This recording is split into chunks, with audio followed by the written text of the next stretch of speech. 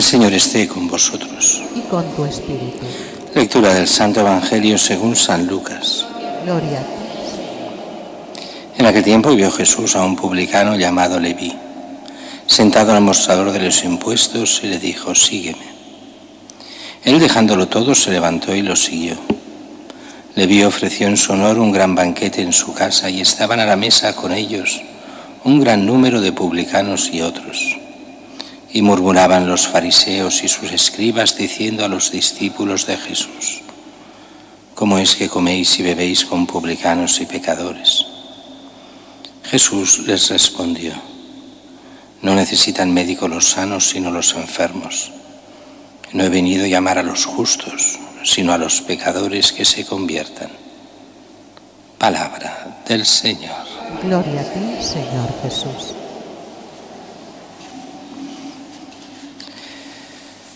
En la primera lectura, siempre en este periodo de conversión, nos van dando pistas de conversión.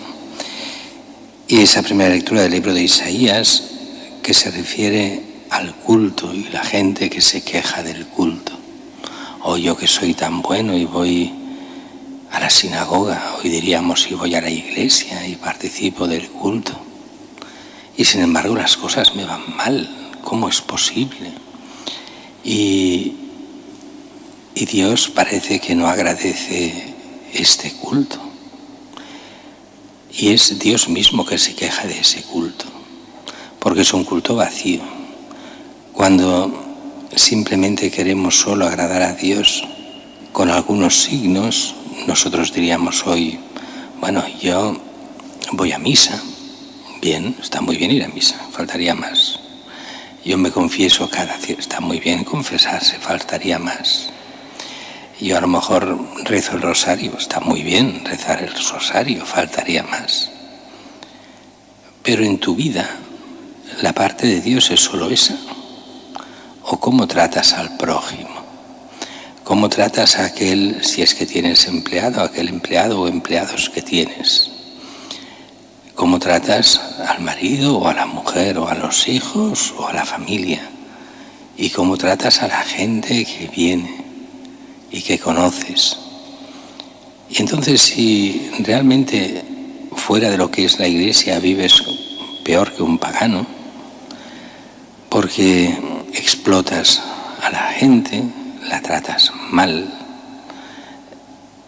actúas de tal forma que no se ve en nada la piedad que pides a Dios, tú no la concedes a los demás. Si eso pasa, el culto que uno hace es en vano, está vacío. ¿Cómo pedir a Dios si los que te piden a ti los tratas mal? Por eso muchas veces hemos de hacer examen de conciencia, y es aquello que ya nos dice espléndidamente los mandamientos ya de la época de Moisés. Estamos ya todavía aquí en el Antiguo Testamento, en esta primera lectura. Los mandamientos de la primera tabla y de la segunda. De la primera tabla hacia Dios especialmente, ¿de acuerdo? Santificamos las fiestas, participamos del culto, creemos en un solo Dios, está muy bien. Pero, ¿y el prójimo? Y a veces parece que el prójimo no exista, o que con el prójimo se puede hacer lo que quiera, porque aunque todo el mundo es malo, yo los trato mal. Pero cuidado, que entonces los malos somos nosotros y hacemos el mal. Y eso, la conversión continua que el Señor nos pide, es sí hacia Él, pero por medio de Él hacia los demás.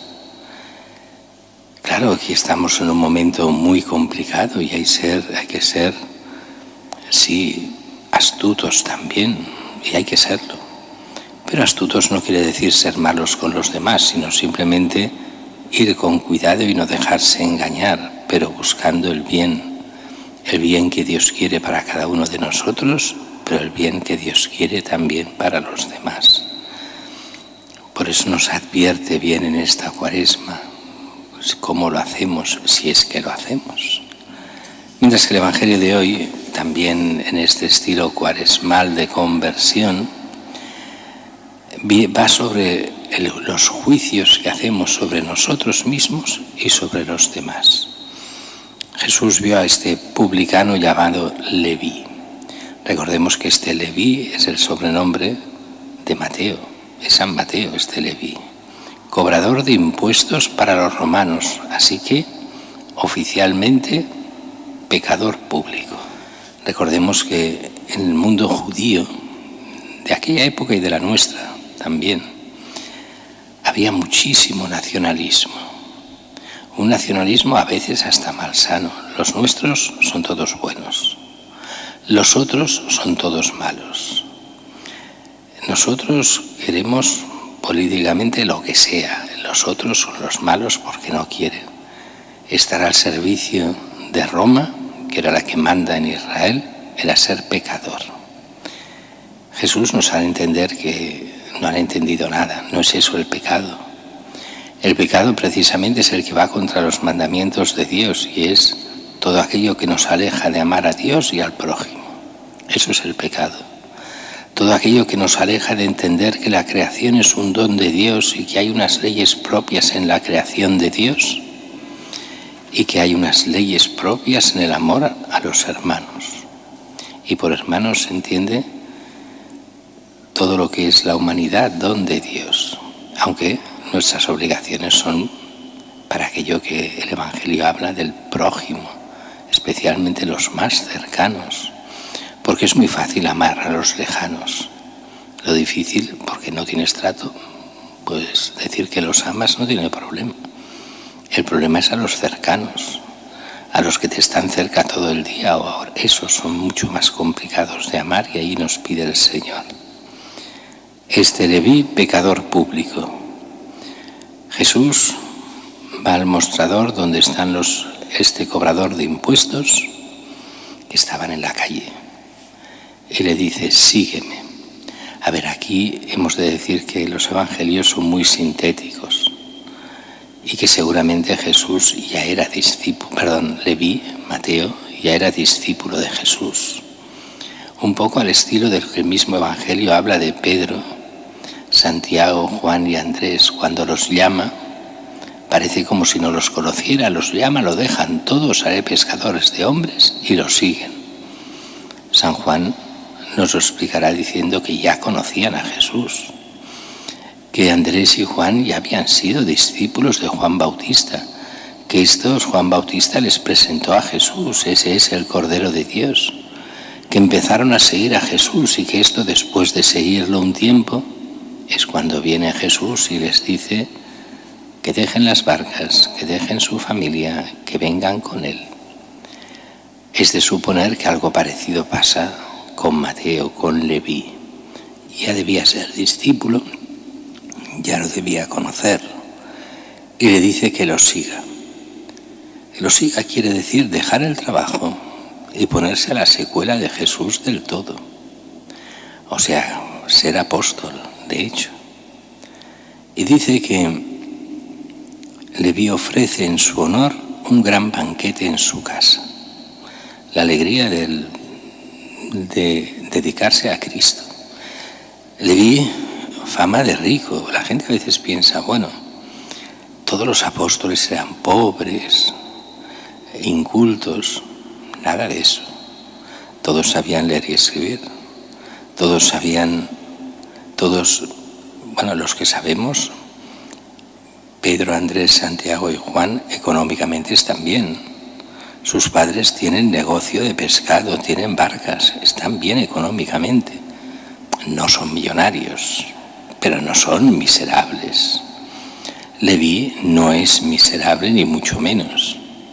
Leví está bien colocado. Y les abre la casa para hacer, dice, un gran banquete. No dice, les invita a cenar. No, un gran banquete. Bien, ¿a quién invita en este banquete? Dice, un gran número de publicanos y otra gente. A ver, en aquella época para hacer eso necesitas una casa grande. Y las casas grandes eran solo de los ricos. Leví era rico. Pero se convierte al Señor y sigue al Señor. está allí los apóstoles, están los publicanos, que eran unos cuantos, y dice más gente. Y además a ese estilo, el estilo judío de la época en Israel, donde las casas eran bajas, todo esto se hacía en el primer piso, o sea, en planta baja, quiero decir, y allí las puertas abiertas y cualquiera podía entrar y saludar. Y así llegan fariseos y escribas y empiezan a mirar qué pasa. Y es Jesús que come con pecadores. ¿Cómo puede una persona honesta y buena comer con pecadores? Así que Jesús es otro pecador igual que ellos. ¿Cómo es que coméis y bebéis con publicanos y pecadores? Murmuran los fariseos y se lo dicen a los discípulos, o sea, lo que diríamos los apóstoles. Jesús lo oye. Y la respuesta de Jesús, como sabéis muy bien, porque lo he repetido 1000 veces, tiene doble sentido. Por una parte, el sentido natural de lo que dice. No necesitan médico los sanos, sino los enfermos. No he venido a llamar a los justos, sino a los pecadores a que se conviertan. Me decís que como con pecadores, vengo para la conversión de los pecadores. Hasta ahí es el sentido normal, el evidente, y es verdad. Jesús viene a llamar a los pecadores. ¿Cuál es el sentido menos evidente, pero también real? Hay de aquellos que no se consideren pecadores. El cristiano es un pecador convertido. Es el que sabe que hay momentos en los que puede haber pecado, pero se ha convertido y es un converso, aunque sea de hace muchos años, pero se ha convertido al Señor. Aquel que se cree bueno y perfecto es un pecador, al menos por soberbia. El que bueno y perfecto por sus méritos, entendemos, no por los méritos de Dios. Y pongamos un ejemplo muy radical. Si esto se lo dijéramos a Santa Teresita no es consciente en su vida de haber pecado nunca. Pero ella lo dice muy bien, porque el Señor me ha preservado de eso, no por mis méritos. Hay gente, puede ser, que en su vida haya sido siempre fiel, que haya tenido cosas pequeñitas, pero siempre intentando ser fiel. Y dice, es que yo no me veo pecador, pecadora. ¿Vale? Si uno es fiel a la conciencia. Aquí podrían pasar dos cosas. Uno, que uno es fiel a la conciencia e intenta hacer las cosas bien y la gracia de Dios ayuda y la ha llevado por el buen camino. Perfecto. La segunda, uno tiene la conciencia tan egoísta y soberbia que se cree buenísimo. Si es esta segunda, vamos mal. Si es la primera, vamos bien.